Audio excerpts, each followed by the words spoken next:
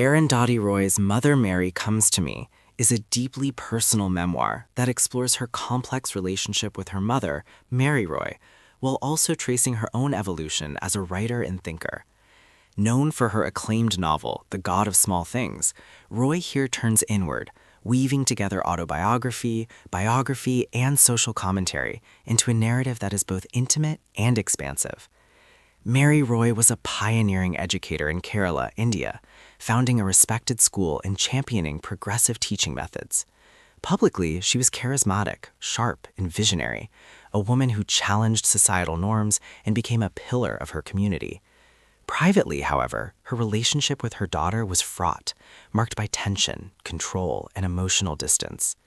Roy's memoir captures this duality, admiration for her mother's strength and achievements, alongside the pain of growing up under her iron will. The book unfolds as both a portrait of Mary and a reflection on Arundhati's own life. Roy describes her childhood in Kerala, her struggles with identity, and the ways her mother's influence shaped her worldview. She acknowledges that Mary's relentless drive and uncompromising nature helped make her the writer she became, yet also left scars that lingered into adulthood. Roy frames the memoir as a search for roots, examining how her mother's choices and personality informed her own path. She explores themes of inheritance, rebellion, and the complicated bonds between mothers and daughters. The narrative is candid, often raw, but also infused with Roy's trademark lyricism and political awareness. Secondary threads enrich the memoir. Roy situates her personal story within broader social and political contexts, reflecting on gender roles, education, and the challenges faced by women in India. Mary's life becomes emblematic of both progress and contradiction, an educator who empowered others while struggling to nurture her own child.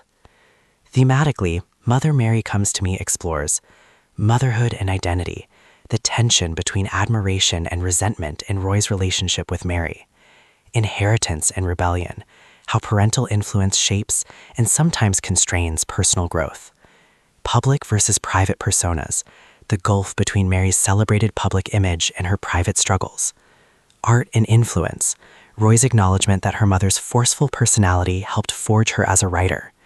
Roy's prose is lyrical yet unsparing, blending emotional honesty with sharp observation.